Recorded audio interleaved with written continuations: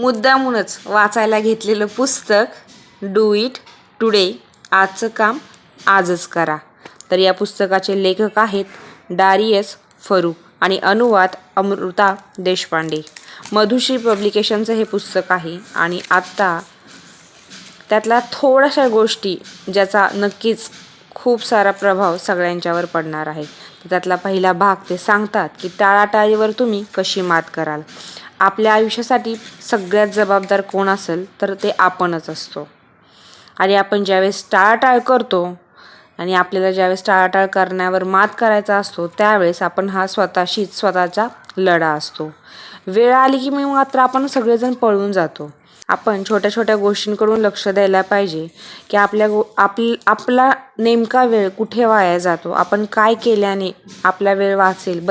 बऱ्याचदा असं होतं की ज्यातून काही निष्पन्न होत नाही आणि त्या वेळेमध्ये आपण गुंतून राहतो. लक्ष केंद्रित करणं इतकं कठीण होऊन जातं की त्यासाठी आपण नियोजन पद्धती वापरून बघतो. तुमचं आयुष्य इतकं साधं बनवा की वाऱ्याच्या झुळकेप्रमाणे स्वच्छंदी जगता आलं पाहिजे. इथं प्रामाणिक राहा. अशक्य आणि अवघड आयुष्य कुणाला बरं जगायचं असतं. आयुष्यात जर नियोजन असेल तर गोष्टी कमी करणं, नियोजनाबद्दल गोष्टी कमी करणं ही सगळ्यात मोठी गुरुकिल्ली आहे. आपल्या शरीरामध्ये सेरोटोनिन नावाचं रसायन असतं. आपल्यावर एवढा होतो की आपल्या आयुष्यातलं नैराश्य कमी करतं. आता तुम्हाला सेरोटोनिनची पातळी वाढवायसाठी फक्त तुमच्या आयुष्यात घडलेल्या चांगल्या गोष्टी लक्षात ठेवणं गरजेचं आहे. हा साधा उपाय तुमच्या क्लॉरेटेक्सच्या आतल्या सेरोटोनिनची पातळी वाढवण्यासाठी मदत करतो आणि हा भाग प्रीफ्रंटल भागाच्या बरोबर मागे असतो आणि तो लक्ष केंद्रित करण्यावर नियंत्रण ठेवतो. तर तसेच आपल्यासाठी काय महत्त्वाचं आहे याचा पहिला आपण विचार करायला पाहिजे आणि त्याच गोष्टी करायला पाहिजेत ज्यांच्यापासून आपण विचलित होऊ नये आणि त्याच्यामुळं आपण आपल्या ध्येयावरती ठामपणे पोहोचू शकतो. आता कंटाळा. आता कोणी विचारलं कंटाळ्याची किंमत काय, तर सगळ्याला माहीत आहे कंटाळ्याची किंमत किती मोठी मोजावी लागते. ते जोपर्यंत टाळाटाळ करणाऱ्यांवर आपल्याला दिलेल्या कामांचा दबाव येत नाही तोपर्यंत ते कामापेक्षा कंटाळा करण्याचा जास्त आपण आनंद घेत असतो. त्याच्यामुळं आपण विसंबून राहत असतो. शेवटी काय, ही माझी वेळ वाया घालवण्याची शेवटची वेळ आहे. इंस्टाग्राम, यूट्यूबवर आपण बरेच व्हिडिओ बघत असतो, त्यातून काही निष्पन्न होत नसतं. आपला फक्त वेळ वाया चाललेला असतो. हे सगळं माहीत असूनही आपण पुशअप होत नाही. जर तुम्हाला आतून काही करावंसं वाटत नसेल तर कोणतीच प्रणाली यात तुम्हाला मदत करू शकत नाही. तुम्ही काय करताय आणि का करताय ह्याच्यावरतीच वास्तविकता अवलंबून आहे. आयुष्यात काय करायचं हे माहीत नसेल तर ते शोधा आणि काय आहे हे सापडल्यानंतर तुम्ही ते का करताय यामागचंही कारण तुम्हाला नक्की कळल्याशिवाय राहणार नाही. वेळ वाया घालवणं कसं थांबवायचं याच्यावर त्यांनी अगदी छोट्या छोट्या स्टेप्समध्ये सांगितलं आहे. तर पहिली स्टेप आहे की तुम्ही वेळेचं गांभीर्य जाणून घ्या. तुम्हाला तुमच्या वेळेबद्दल गांभीर्य आहे का? स्वतःशीच एकदा विचारून तर बघा. तुमचा वेळ कसा जातोय हे मोजलं नाही तर कंटाळा करणं थांबवणं किंवा तुमची उत्पादकता वाढवणं अवघड आहे. एकदा करून तर पहा कोणत्या गोष्टीसाठी तुम्ही किती वेळ देताय आणि त्याचा मोबदला काय. दुसरी पायरी अर्थातच काहीच उत्पादकता नसलेली अथवा उत्पादकता शून्य असलेली कामं ओळखा. हे सगळ्यात महत्त्वाचं कारण आहे जिथं आपल्याला जास्तीत जास्त वेळ वाया जातो. अशी काही कामं करत असतो की त्यातून काहीच निष्पन्न होणार नसतं. मी त्याला वेळ वाया घालवण्याची कामं म्हणतो आणि खूप सारी आत्ताच्या जगात वेळ वाया घालवण्याची कामं पहिली येतील. आणि तिसरी गोष्ट सांगतात वेळ वाया घालवणारी कामं काढून टाका. नोंदी घ्यायला शिका. नोंदी घेतल्यानंतर आपल्याला आपोआप कळतं की रोजच्या दिनक्रमामध्ये काय आहे की जे आपल्याला वेळ वाया घालवतं, विचार करायला भाग पाडतं. कामाची नोंद ठेवण्याची आणि स्वतःच्या कामाची नोंद ठेवण्यासाठी वेळ आणि काम यांचं नोंदवही ठेवायला सुरुवात करायला हवी. म्हणजे की आपल्याला समजेल की नक्की वेळ कुठे वाया जात आहे. आता टाळाटाळ करणाऱ्यांना ह्या 3 गोष्टी तर त्यांनी आवर्जून सांगितल्याच आहे. तर पुढंही ते असं सांगतात की उत्पादक राहण्यासाठी सगळ्यात महत्त्वाचं म्हणजे आपल्याला आपल्या अनुत्पादक सवयींपासून लांब राहावं लागेल. खूप काम करणं किंवा खूप चिंता करणं, दुराग्रही असणं आता खूप काम करण्यामध्ये सतत काम करत राहणे आणि त्याच्यावरती अजिबात लक्ष नसतं, ह्या 2 वेगवेगळ्या गोष्टी आहेत. फक्त काम करत राहणं आणि लक्ष देऊन काम करणं थोड्याच वेळ, यातही खूप फरक आहे. सारखी चिंता करणं, जे होणार नाही त्याबद्दल चिंता करून मनाला वेगळंच काहीतरी वळण देणं, हाताला वळण देणं, उगीच ज्या गोष्टी होणारच नाही त्या गोष्टी डुबून जाणं, हे सुद्धा वेळ वाया घालवायचंच लक्ष नाही. दुसरं दुराग्रही असणं, जोपर्यंत आपण इतरांचं ऐकत नाही ना तोपर्यंत आपल्याला कळत नाही, समजत नाही. उगीच एखाद्या गोष्टीचा दूरपर्यंत जाऊन विचार करणं, हट्टीपणा, हा सुद्धा चांगला नाही आहे. गोष्टी पाहणं, अगदी नॉर्मल गोष्ट आहे गोष्टी पाहणं. दिवसभरात सकाळपासून तुम्ही काय पाहता, अगदी ह्याचीही नोंद ठेवायला सुरुवात करा. सकाळी उठल्यापासून email, Instagram, Twitter, Snapchat, YouTube नुसतं पाहणं ही उपयुक्त गोष्ट नाही आहे बरं का. कारण तुम्हाला आवडणाऱ्या फक्त 1 किंवा 2च गोष्ट पहा, बाकीच्या सगळ्या काढून टाका. कारण आपला फक्त पाहण्यात अर्धा दिवसही निघून जातो. एकदा शॉर्ट्स चालू केले किंवा रील्स बघायला सुरुवात केली तर 1-2 तास कसे जातात हे सुद्धा आपल्याला कळणार नाही. आयुष्यातून पळ काढणं, आयुष्यातून बऱ्याच गोष्टी असतात की ज्यातून आपण पळ काढायला बघतो. म्हणजे प्रत्येक गोष्टीला नाही म्हणणं, हो म्हणणं काहीच गरज नाही. कितीतरी गोष्टी आहेत ज्यांना नाही म्हणायला शिकलं पाहिजे. थोड्याफार गोष्टींनी फरक पडतो, त्यांना फक्त आपण हो म्हणायचे. लिहून ठेवणं, आपल्याला काय पाहिजे, कुठे जायचे, काय करायचे. आपली स्मरणशक्ती हत्तीसारखी जरी असली, आपण खूप हुशार जरी असलो तरी आपण सगळं काही लक्षात ठेवू शकत नाही. त्याच्यामुळे आपण छोट्या छोट्या गोष्टी लिहून ठेवायला हवा. आणि हो, सगळ्यात महत्त्वाचं म्हणजे स्टॉप एक्सक्युजेस. स्वतःशी कठोर असणं. मला कंटाळा आलाय, नाही रे काहीतरीच काय, मला झोप आली आहे, ह्या गोष्टी स्वतःला थांबवलं पाहिजे. स्वतःशी कठोर झालं पाहिजे. कारण सगळ्या गोष्टीला आपण स्वतःच जबाबदार आहोत. एकच गोष्ट शिकून कोणीही शिक्षण कायम थांबवलंय का? आपल्या डोक्यात ही कल्पना कोणी घालून दिली हे कळत नाही. लेखक सरळ सांगतात की शाळा संपली की शिक्षणही संपतं, पण जेव्हा तुम्ही शिक्षण थांबवता तेव्हा तुमचं आयुष्यही थांबतं, हेही सत्य आहे. स्वतःमध्ये गुंतवणूक करा, काहीतरी शिका, पुस्तकं वाचा, अभ्यासक्रम शिका, व्हिडिओज बघा, पण अगदी शिकण्यापुरतंच. फक्त नवीन गोष्ट करा आणि शिकत राहा. शिकत राहणं म्हणजे एक जिवंतपणाचं लक्षण आहे. नियमांचा तिटकारा असणं. नियम हे मूर्खपणाचे आहेत असं प्रत्येकाला वाटतं, पण खरं सांगू, नियमांशिवाय आपण आत्ता प्राण्यांसारखे खाली मुंडी घालून चरत बसलो असतो. त्याच्यामुळे नियम असणं सगळ्यात महत्त्वाचं आहे. आनंदाची बातमी म्हणजे हेच की हे नियम तुम्हीच तयार केलेले आहेत. सकाळी लवकर उठायचा नियम विना तक्रार हा फक्त तुम्हीच केलेला असतो. तुम्ही तुमच्या उत्पादकतेच्या सगळ्या नियमांना एकत्र करता आणि तीच होते ती एक प्रणाली, आणि तीच प्रणाली आपल्याला उत्तम आयुष्य जगण्यासाठी मदत करते. तर मला आत्तापर्यंतचा सगळ्यात आवडलेला आणि अतिशय जीवन पलटणारा संदर्भ म्हणजे 30 मिनिटाचा संध्याकाळची प्रथा. आदल्या दिवशीची 30 मिनिटं म्हणजे दुसऱ्या दिवशीची सकाळ. तर संध्याकाळचा वेळेसोबत एकूण आयुष्य सुसंगत करण्याचा एक चांगला मार्ग आहे. पहिले 10 मिनिटं दिवस संपणार आहे आणि उद्याच्या दिवसाची सुरुवात कशी करायची हे आपण ठरवू शकतो. प्रत्येक दिवसाच्या शेवटी आपण दिवसभर काय केलं याची कॅसेट वाजवली पाहिजे. याचा परिणाम एकतर स्वतःसाठी टाळ्या वाजवणं असेल किंवा मनाला टोचणी लागणं असेल. म्हणजे रोजच्या रोज थोडक्यात हिशोब ठेवला जाईल. जेव्हा नवीन वर्ष सुरू करण्याआधी चालू झालेला महिना किंवा चालू झालेला दिवस संपवणं जेवढं गरजेचं असतं, तेव्हा सकाळी सुरू केलेली कामं संध्याकाळी संपवणं तेवढंच गरजेचं असतं. पुढचं येतं दुसऱ्या दिवसाचं नियोजन करणं. बहुतेक वेळा आपण गरज नसलेल्या प्रश्नांचाच जास्त विचार करतो आणि उद्याच्या दिवसाचं नियोजन करणं विसरून जातो. पुन्हा सगळ्यात मोठा आता झाला, ज्यांना युनिफॉर्म नाही आहे, ठरलेले नाही आहे, त्यांचा दुसऱ्या दिवशी सकाळी सगळ्यात जास्त जर वेळ वाया जात असेल तर कपडे ठरवण्यात. त्यासाठी आदल्या रात्रीच तुम्ही ठरवून ठेवा की उद्या तुम्हाला काय घालायचं आहे. दुसऱ्या दिवशी सकाळी कोणते कपडे घालायचे याबद्दलही निर्णय तुम्ही आजच करून ठेवा. पुढचं सगळ्यात महत्त्वाचं म्हणजे की उद्या दिवसाचं वेळापत्रक तयार करा. तुम्हाला उद्याचा दिवस कसा घालवायचा आहे ते लिहून काढा आणि हो त्याची कल्पना करा. म्हणजे तुमच्या आपोआप लक्षात येईल की गजर बंद करून झोपणं अपयशी लोकांचं लक्षण आहे. मात्र तुम्ही 30 मिनिटाच्या संध्याकाळच्या प्रथेमुळे मी हारणाऱ्यांमधला राहिलो नाही आहे याची तुम्हाला नक्कीच शहानिशा भेटल्याशिवाय राहणार नाही. त्यामुळं 30 मिनिटामध्ये तुम्ही खूप काही करू शकता. दुसऱ्या दिवशीचं नियोजन करू शकता, कल्पना करू शकता आणि काय हवं याची सुसंगतपणे अगदी चित्रीकरण तुमच्या डोळ्यासमोर येईल. आत्तापर्यंत आपण राहू शकणार नाही अशी सगळ्यात महत्त्वाची गोष्ट म्हणजे इंटरनेट.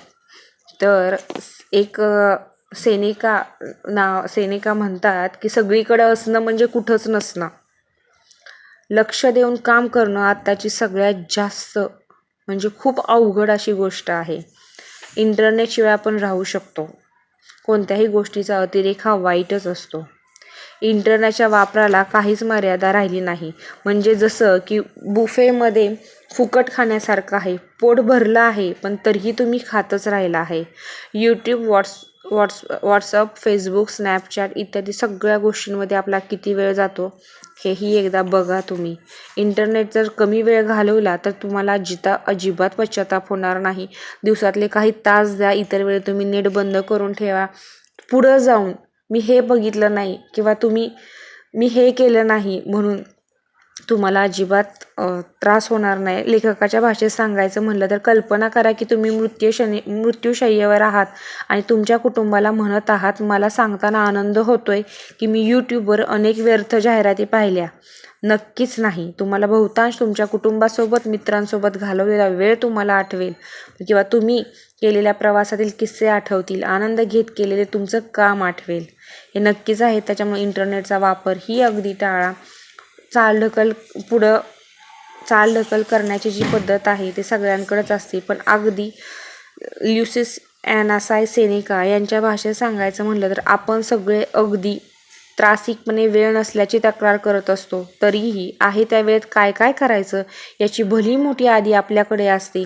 आपलं आयुष्य काहीच न करण्यात किंवा काही उद्देश नसण्यात किंवा जे करायला पाहिजे असं काही न करण्यात निघून जातं. आपण नेहमीच तक्रार करतो की वेळ कमी आहे आणि वागताना मात्र असं वागतो की आपल्याला असलेल्या वेळेचा अंतच नाही.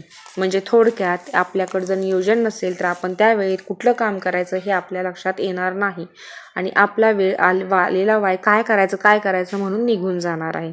कारण हे नेहमी लक्षात ठेवा, सगळ्याला 24 तासच आहेत. एका दिवसासाठी 24 तासच दिलेले आहेत. तुम्हाला ज्याच्याबद्दल उत्कट ओढ वाटते ते करा, या विचारावर मी विश्वास ठेवणार आहे. व तुम्हाला जमतं तेच करा असंही लेखक मानतो. यात खरी मेक आहे, ती म्हणजे असं काम जे तुम्हाला आवडतंही आणि चांगलंही जमतं. I will teach you to be rich या पुस्तकाचा लेखक रमेश सेठी म्हणतात, काम आणि आवड या एकाच नाण्याच्या दोन बाजू आहेत. जेव्हा आपल्याला आपलं काम चांगलं जमायला लागतं तेव्हा ते आवडायलाही लागतं. टाळाटाळ करण्यावर उत्तम उपाय म्हणजे अर्थपूर्ण काम करणं. तुम्ही थांबू शकता पण वेळ कोणासाठीही थांबणार नाही. आणि सगळ्यात महत्त्वाचं, वेळ थांबणार नाही हे नेहमी लक्षात ठेवायला पाहिजे. दुसरं आहे की मंत्र बनवा. म्हणजे एक टॅगलाईन बनवा की ज्याने तुम्ही प्रेरित होताल. एक अशी टॅगलाईन की जे तुम्हाला चालना द्यायला मदत करेल. मेवेदर नावाचा खेळाडू एक टॅगलाईन नेहमी म्हणत असतो की कष्ट, समर्पण. तो प्रत्येक गोष्ट करताना ते काम करत असतो. तर लेखकाने, आपल्या या पुस्तकाच्या लेखकाने एक टॅगलाईन बनवली आहे. म्हणजे थोडक्यात मंत्र की चला करूया. कोणतीही गोष्ट सुरुवात करताना, उठल्यानंतर, बसताना, पाणी पिताना, काही करताना चला करूया ह्या मंत्रच त्यांना कामाला पुढं नेण्यास मदत करतो. असाच कुठलाही मंत्र तुम्ही तयार करू शकता आणि स्वतःला प्रेरित करण्यासाठी तो वापरू शकता. तुम्हाला तो एकाग्र व्हायला आणि मनाची स्थिती बदलायला नक्कीच मदत करेल. असं एखादं वाक्य तुम्ही नक्की निवडायला हवंय. पुन्हा एकदा सेनेकांचाच आहे विषय. सेनेकांना प्रेरितच शक्यतो हे पुस्तक त्यांनी बहुतेक लिहिलेलं आहे. सेनेका म्हणतात की अशी वेळ कधीच येत नसते जेव्हा कोणतीच नवीन व्यत्यय येणार नाहीत. म्हणजे की आपल्या रुटीनमध्ये आपल्याला नेहमी व्यत्यय हे येणारच आहेत, पण व्यत्यय नेहमीच येतात. त्यामुळे तुमचा वेळ नाही, यामुळे तुम्ही तुमचा वेळ नाही तर तुमचं लक्ष कुठं द्यायचं हे ठरवून घ्यायचं आहे. प्रायोरिटीजवर लक्ष दिलं पाहिजे. लेखक सांगतायत की तुमची उत्पादकता जर वाढवायची असेल आणि ताण कमी करायचा असेल तर नक्कीच सुट्टी घ्या. तर त्यामध्ये त्यांनी संबंध दिलेला आहे व्होल्टेअर यांचा की ते सांगतात की जसं जसं वय वाढत जातं तसं तसं माझ्यासाठी कामाचं महत्त्व वाढत जातं. त्यामुळे आयुष्यभरासाठी सुख निर्माण होतं आणि हे आयुष्यातील आवासांचीच जागा घेतं. म्हणजे की आराम करून पुन्हा कामाला लागलं तर आपल्याला नक्कीच नवीन कल्पना सुचतात. कमी वेळात जास्त काम करण्याची संभावनाही वाढते. जर तुम्ही नियोजक असाल तर नियोजकच राहा. जे तुम्ही नाहीत ते बनण्याचा कधीच प्रयत्न करू नका.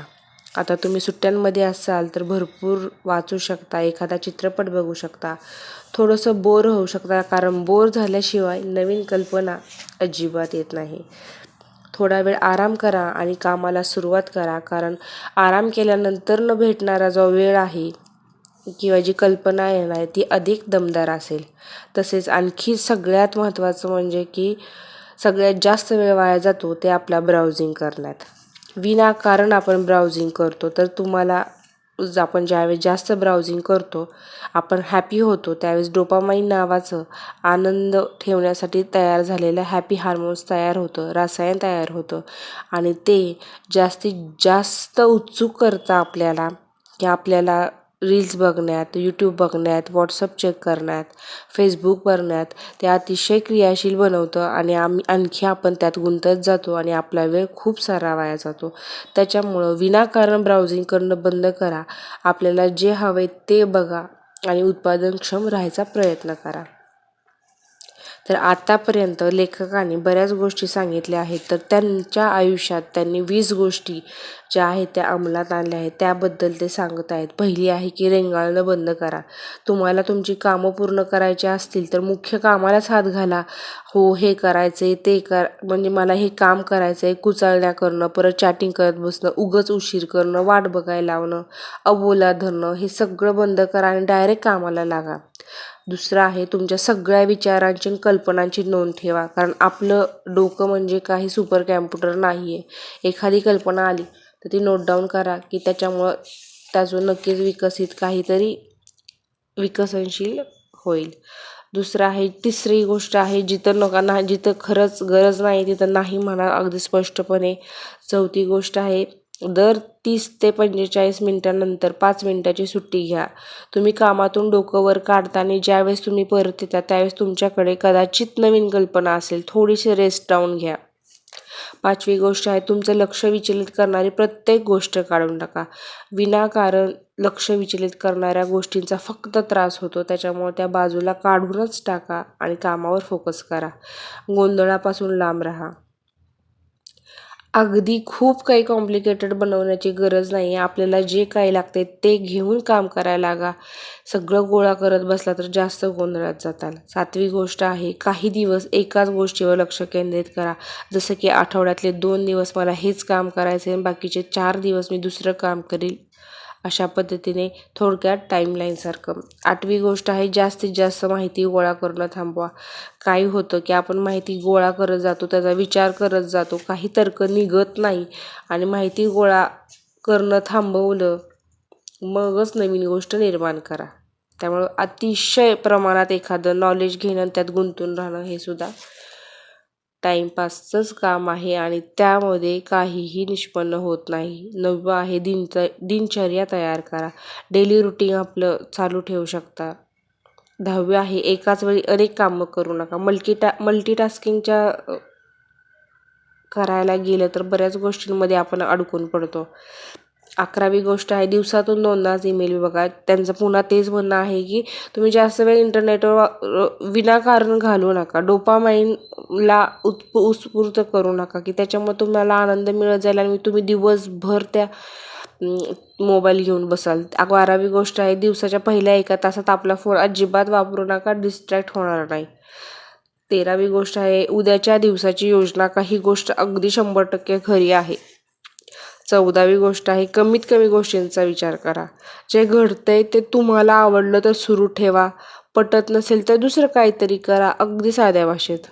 15वी गोष्ट, शरीर म्हणजे मशीनसारखं आहे, त्याला चालवायसाठी व्यायामाची आवश्यकता आहेच. थोडं हसत जावा, अगदी छान छान गप्पा मारा, हसा. मीटिंगला जाणं टाळा, विनाकारण इकडं या तिकडं या, हे करा ते करा, त्या गोष्टी टाळा. 18वी गोष्ट आहे, खरंच त्याची गरज आहे का? जितक्या वेळा तुम्हाला शक्य होईल तितक्या वेळा स्वतःला हा प्रश्न विचारा. तुम्हाला त्याचं उत्तर नाही असं मिळालं तर अशा बिनकामाच्या गोष्टी अशा कशाला करायच्या आहेत, असं लेखकाचं प्रांजळ मत आहे. जर तुमचा दिवस चांगला जात नसेल तर पहिल्यापासून सुरुवात करा. पॉज घ्या. दुपारपर्यंत खूप चिडचिड झाली आहे तर पॉज घ्या. दुपारनंतर पुन्हा सुरुवात करा, पण दिवस वाया घालवू नका. काम करा. तुम्ही एक उत्पादक व्यक्ती आहात, तुम्हाला काहीतरी मोटिवेशन आहे, त्याच्यामुळं काम करा आणि त्याप्रमाणेच वागा. तर अशा 20 घटक त्यांनी सांगितलेले आहेत. पुढे जाऊन ते हेही सांगतात की विश्रांतीमुळे काम आणि आयुष्य दोन्ही सुधारतं, त्यामुळे योग्य वेळी योग्य विश्रांती घ्या. कारण डेल कार्नेगीही असं म्हणतात की जर थकवा आणि काळजी यांना आपल्या जीवनात पुरेसे येऊ द्यायचं नसेल तर पहिला नियम आहे पुरेशा प्रमाणात आराम घ्या. थकून जायच्या आधी आराम घ्या. थोडासा आराम घ्या आणि पुन्हा कामाला लागा. कारण तुम्ही योग्यरित्या केल्या की नाही त्या गोष्टीही तपासून जे काही तुम्ही करताय ते बरोबर आहे की त्याचा अंमलबजावणी करा, त्याच्यावर विचार करा. तुम्ही केलेल्या सगळ्या गोष्टी बरोबर असतील तर ते पुढं जावा, नाही तर त्या कामाचाही काय अर्थ नाही आहे. तसेच तुमच्या कल्पनेवर विचार न करता सरळ अंमलबजावणी करायला जाता, त्यावेळेस तुम्ही तुमचा वेळ वाया घालवत असता. एखादी कल्पना आली तर त्यावर थोडा विचार करा, त्याचे बेनिफिट्स बघा, ड्रॉबॅक्स बघा आणि पुन्हा त्यावर कामाला लागा.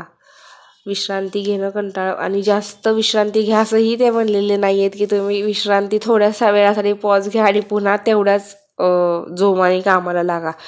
पुढचा आहे नेक्स्ट टॉपिक म्हणजे टाईम ब्लॉगिंग. अखंड काम करत राहणं आणि पुन्हा कंटाळा येणं, पुन्हा त्या कामाकडे बघणंही नाही, करूच वाटणार नाही ते काम. तसाच थोडंसं आहे टाईम ब्लॉगिंग करणं म्हणजे उत्पादकता वाढवण्याचं साधन नाही, तर ते स्वतःबद्दल जागरूक राहणं आहे. तर कॅल न्यूपोर्ट टाईम ब्लॉगिंग ही पद्धत वापरत असतात आणि ते त्यांच्या एका लेखात असे म्हणले आहेत की मी टाईम ब्लॉगिंग गंभीरपणे घेतो. दुसऱ्या दिवशीचं वेळापत्रक तयार करण्यासाठी मी दररोज संध्याकाळी नित्यनेमाने 10 ते 20 मिनिटं घालवतो आणि या टाईम ब्लॉगिंग मला लक्ष केंद्रित करायला मदत करतं. योग्य त्या गोष्टी योग्य त्या तऱ्हेने आणि ध्येयपूर्तीकडे नेण्याच्या दृष्टीने वाटचाल करताहेत हे पाहणं हे माझं काम असतं. टाईम ब्लॉगिंग म्हणजे थोडा नियोजनाचाच भाग आहे तो. कारण सगळ्यात शेवटी ते विचारतायत की तुम्ही हौशी आहात का प्रवीण आहात. तर स्टीवन प्रेसफिल्डचं प्रसिद्ध पुस्तक द वॉर ऑफ आर्टमध्ये काम पूर्ण करण्याबाबत एक प्रसिद्ध ओळ आहे. हौशी लोक हे त्यांना प्रेरणा मिळते त्याच वेळी काम करतात आणि प्रवीण लोक मात्र रोजची कामं पूर्ण करतात.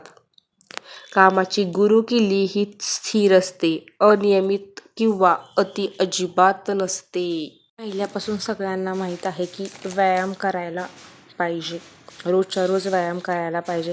पण अगदी लेखकाने मनाला पटेल असं उदाहरण दिले की व्यायाम का रोज करायचा. तर ते म्हणतात म्हणजे की त्यांनी सुद्धा झिंगलर यांच्या प्रेरणेवरून त्यांच्या तत्वावरून हे मांडले की प्रेरणा जास्त काळ टिकून राहू शकत नाही असं अनेक जण म्हणतात. आंघोळीचाही परिणाम जास्त काळ टिकून राहत नाही, त्यामुळंच आम्ही या गोष्टी दररोज करण्याचा सल्ला देतो. म्हणजे अगदी तसंच व्यायाम ही गोष्ट त्याचा रिझल्ट जास्त काळ राहत नाही, म्हणून तो रोज करण्याचा सल्ला दिला जातो.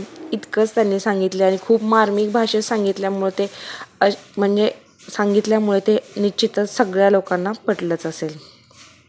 आणि आपण व्यायाम करत नसाल तर तुम्ही काय स्वतःवर खूप काही उपकार करत नाही. उलट व्यायाम करून थांबवल्यानं आयुष्य जगण्याचा दर्जा कमी होतो आणि हे लक्षात ठेवा. आपली शारीरिक काम करण्याची क्षमता कमी होते आणि आपल्या उत्साहामध्येही कमतरता येते. आता पुढचा मुद्दा त्यांनी सांगितलेला आहे की उत्पादन क्षमता जर वाढवायची असेल तर तुम्ही थोडीशी सुट्टी घ्या, ब्रेक घ्या. तर ह्यासाठी सगळ्यांनाच आतापर्यंत तुम्ही सगळे वाचकच आहात, त्यापर्यंत तुम्हाला सगळ्यांना असं माहीतच असेल की पोमोडोरो हे नवीन पद्धत जी आहे, नवीन म्हणण्यापेक्षा ही जुनीच पद्धत आहे. ह्या पद्धतीमध्ये अर्धा तास जर आपण काम केलं तर 5 मिनिटाचा ब्रेक घ्यायचा असतो. तर पोमोडोरो ही पद्धत सगळ्यात उपयुक्त आहे आपल्याला कामातून ब्रेक घ्यायला आणि पुन्हा 5 ते 10 मिनटाच्या ब्रेकनंतर पुन्हा कामाला जोमाने सुरुवात करायला आणि थोडा वेळ कामातून आराम केल्यावरती अर्थातच कामाचा दर्जा पण सुधारतो आणि आपण नव्या उमेदीने काम करतो. पुढचा भाग 3 चालू होतोय आता, अधिक साध्य करणं. ते मध्ये एक चिनी म्हण सगळ्यांनाच माहिती आहे की जो माणूस 2 ससे पकडायचा तो त्याच्या हाती काहीच लागत नाही. आयुष्यात जर निश्चितता असती तर आयुष्य थांबलं असतं आणि त्यात काहीच रस राहिला नसता. रोज तेच करत राहिलं असतं तर नवीन चॅलेंजेस आले नसते आणि आपल्याला त्याबद्दल उत्सुकताही राहिली नसती. त्याच्यामुळं जर आयुष्य निश्चित नसेल तर नक्कीच आपण वेगळं काहीतरी करतोय. तुमची दिशा ही तुम्हाला गतव्यवस्था नाही याचं भान आपल्याला राहिलं पाहिजे. माणसाला माहीत हवी अशी एकच गोष्ट आहे, ती म्हणजे दिशेचं भान. कुठं जायला आवडेल याचं ध्येय. आणि हो, हे नक्कीच सगळ्याला माहीत असावं. नाहीतर काय होतं, तुम्हाला काय हवं आहे हे ओळखणं तुमचं पहिलं प्राधान्य असायला हवं आणि त्यानंतर तुम्ही ते मिळवण्यासाठी योग्य रस्ता निवडत आहात याची खात्री करा. आयुष्याच्या 75 किंवा 80व्या वर्षी मागे वळून बघताना चुकीचा रस्ता निवडला म्हणून एखाद्याला हळहळताना बघणं यापेक्षाही दुर्दैव नाही आहे. म्हणजे हे खरं आहे की आपण जे करतोय त्यात आपण पहिलं समाधानी असलं पाहिजे. आपल्याला ती गोष्ट मनापासून आवडली पाहिजे आणि हो, अर्थात पुढं जाऊन त्याचा पश्चाताप आपल्याला अजिबात झाला नाही पाहिजे. तर लेखकांनी अजूनही अशा काही गोष्टी सांगितल्यात की आपण स्वतःच्या कौशल्यांवर कसं काम करू शकतो, म्हणजे की स्वयंशिस्त लावू शकतो. जे आपण स्वतःला सांगतो, सकाळी उठलं पाहिजे, एक्सरसाइज केली पाहिजे, वैयक्तिक परिकार म्हणजे आपण किती तास काम करायला पाहिजे तेही सांगतात. की आपण लोकांशी चांगलाही संवाद केला पाहिजे, नाती जपली पाहिजेत, आर्ग्युमेंट थोड्याफार पाहिजे, आपल्याला जे हवं आहे त्याच्याकडे थोडंसं मन डायवर्ट केलं पाहिजे. शारीरिक शक्ती आणि क्षमता ह्या जेवढ्या वाढवता येईल तेवढ्या वाढवल्या पाहिजेत आणि आपल्याकडे लवचिकपणाही हवा. जिथं झुकायचं तिथं झुकलं पाहिजे, जिथं ताठ मानेने उभं राहायचं तिथं राहताही आलं पाहिजे. आणि सगळ्यात महत्त्वाचं, शक्यतो आतापर्यंत बऱ्याच लोकांना कळलं की ऑफिसचं काम हे ऑफिसमध्ये ठेवा, घरचं काम हे घरी ठेवा, दोन्ही मिक्स करू नका. त्याच्यामुळं काय होतं, घरीही वेळ देता येतं आणि ऑफिसमध्येही तेवढ्याच ऊर्जेने काम करता येतं. कन्सिस्टन्सी सगळ्यात महत्त्वाचा. कन्सिस्टन्सी 4 दिवस आपण अगदी करतो, 5 दिवस करतो, 6व्या दिवशी आपण ते करत नाही. त्याच्यावरती खूप सारी बुक्सही आली. पण कन्सिस्टन्सी असं आहे की ते स्वतः मनाने ठरवलं तर कन्सिस्टन्सी येते. आणि खूपदा मीही यामध्येच फसते की माझ्यात बिलकुल कन्सिस्टन्सी राहत नाही. तर सगळ्यात आवडीचा टॉपिक म्हणजे कन्सिस्टन्सी. बरं, कन्सिस्टंट का राहायचं ह्याला अगदी सोप्या भाषेत सांगितले. कन्सिस्टंट का राहू मी रोज? जर रोज तुम्हाला 0.1 ह्या रेशोने आपण चालूयात की यश काय एकदम येत नाही, त्यासाठी 0.1 रोज प्रगती करायची आहे, मला रोज सक्सेस पाहिजे. त्यासाठी मी कन्सिस्टंट राहणार आहे. पुढचं जाऊ दे, आजच्या दिवसाचा विचार करू, आज का मी करू का, तर मला आजचा दिवस मला सफल घालवायचा आहे. 0.1% फक्त सक्सेस हवे म्हणून आज मी करते. तसेच ते म्हणतात की चूक केली असेल ना आपण तर ती सुधारायची आणि पुढं जायचं आणि कन्सिस्टंट राहायचे. उत्पादकता ही काही एका युरेका क्षणासारखी नाही हो, मोठ्या संधीसारखी.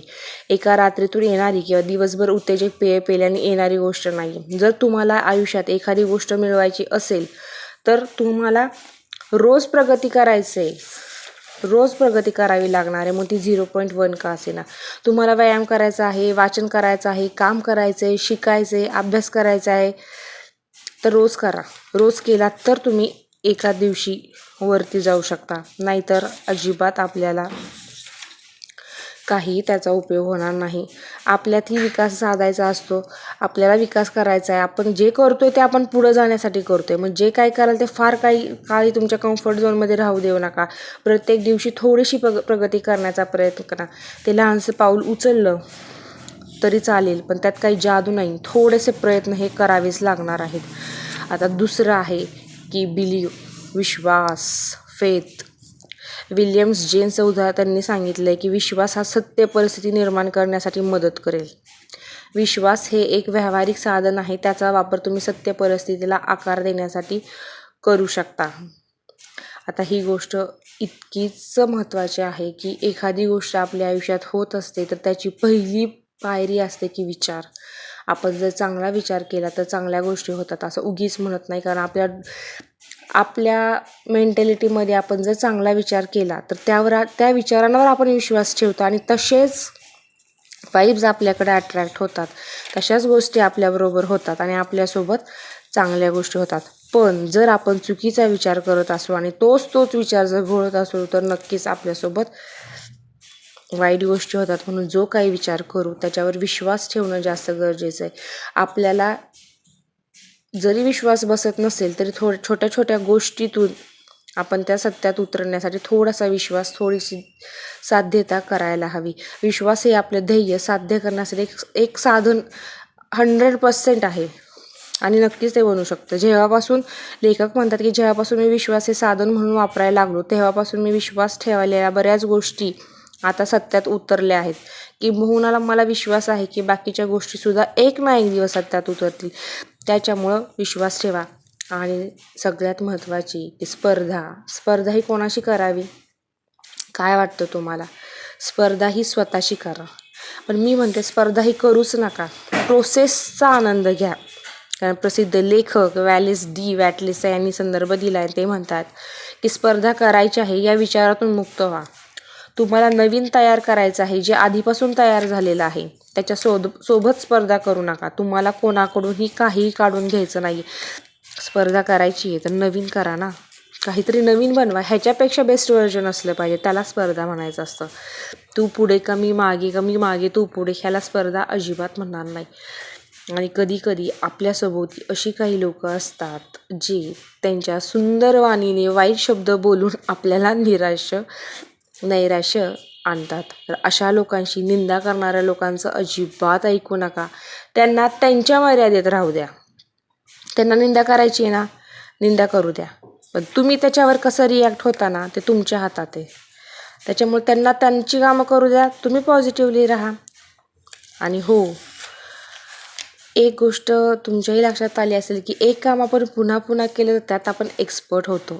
मग तो नवी शिकाऊ स्वयंपाकीचा स्वयंपाक असू दे किंवा लिहिणाऱ्याचं पहिलं पुस्तक आणि शेवटचं पुस्तक यामध्ये खूप तफावत असते. कारण हे स्किल आहे आणि ते रोज केल्यानंतरच वाढत जातं. म्हणजेच की तुम्ही ज्या गोष्टींमुळे चांगली व्यक्ती, खेळाडू, मित्र, व्यावसायिक, विद्यार्थी इत्यादी बनतात, त्या गोष्टींकडे दुर्लक्ष करता त्यावेळेस तुम्ही काहीही त्यात सातत्य राहू शकत नाही. ज्यावेळेस ती आता एक खूप मोठा ॲथलेटिक आहे, खूप फेमस ॲथलेटिक आहे, पण तो तिथं पोचला हे सगळ्यांच्या निदर्शन असायचं. पण तो कशामुळे पोचला, ती प्रोसेस महत्त्वाची आहे. तो एका दिवशी लगेच झोपेतून उठला आणि ॲथलेटिक झालेला अजिबात नाही आहे. ती प्रोसेस लक्षात घ्या. जर तुमच्या आयुष्यात तुम्हाला काय पाहिजे असेल तर प्रोसेसवर लक्ष द्या. रोज एक गोष्ट करा, त्यानंतर तो रिझल्ट येणार आहे. जोपर्यंत खेळाच्या खालच्या पायरीपासून तुम्ही खेळत नाही तोपर्यंत तुम्हाला सगळ्यात मोठी पायरी गाठता येणार नाही आहे. त्यासाठी मूलभूत गोष्टी वारंवार करा. अगदी रोज एक गोष्ट रोज करत राहा. दूरपर्यंत तग धरून राहायचं असेल तर आपल्याला आपल्या आंतरिक शक्ती वाढवावी लागेल. हे काही कॅम्प्युटर टेक्नॉलॉजीसारखं झटपट अजिबात नाही. स्वतःवर विश्वास ठेवणं, स्वतःला प्रेरित करणं, स्वतःच काम करणं, स्वतःला शिस्त लावणं आणि स्वतःवर नियंत्रण ठेवणं या सगळ्यांसाठीच तोच आपला पारंपरिक मार्ग आहे. गोष्टी पुन्हा पुन्हा करणं हे विश्वासाच्या दिशेने वाटचाल करण्यासारखं आहे आणि एकदा का तो विश्वास दृढ झाला की गोष्टी घडायला सुरुवात होते. नक्कीच वाईट, चुकीच्या किंवा नकारात्मक गोष्टीची पुनरावृत्ती करणं यांसारखं वेळ वाया घालवणं म्हणजे काहीच नाही. तर अगदी आता आपण शेवट आलो आहोत की तुम्ही तुमच्या आयुष्याचं मोजमाप कसं करता. थोडक्यात तुम्ही तुमचं आयुष्य काय प्रायोरिटीज आहेत. असं समजा की आता शेवटचा कालावधी चालू आहे, काय कमवलंस तू आयुष्यात, अगदी बोलक्या साध्या आपल्या भाषेत. तर पहिलं आहे तुमची ऊर्जा म्हणजे कॅपॅसिटी, काम आणि नातेसंबंध.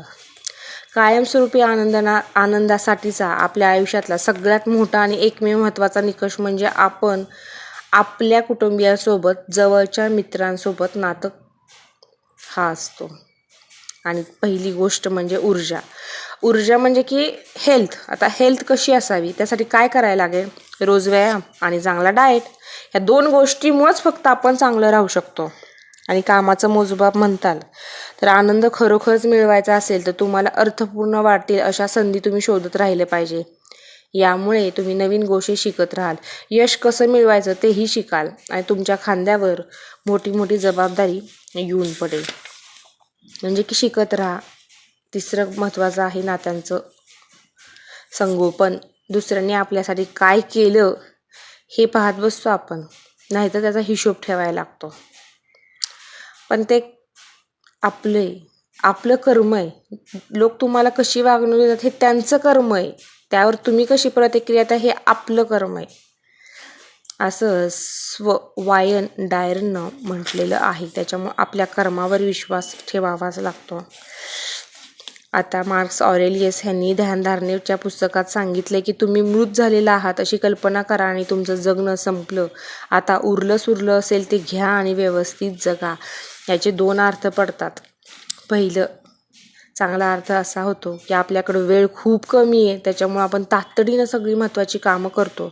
आणि वाईट ह्याचा असाही अर्थ निघतो की एवढ्या घाईत काम करण्यापेक्षा हळूहळू काम करूयात, एखाद्या भव्य गोष्टीनं स्वप्न पाहूयात आणि मग काम करूयात. ह्या 2 गोष्टी आहेत. अर्थातच ह्याला मर्यादा आहेत. प्रत्येकाच्या विचारसरणीनुसार ह्याला मर्यादा पडल्यात.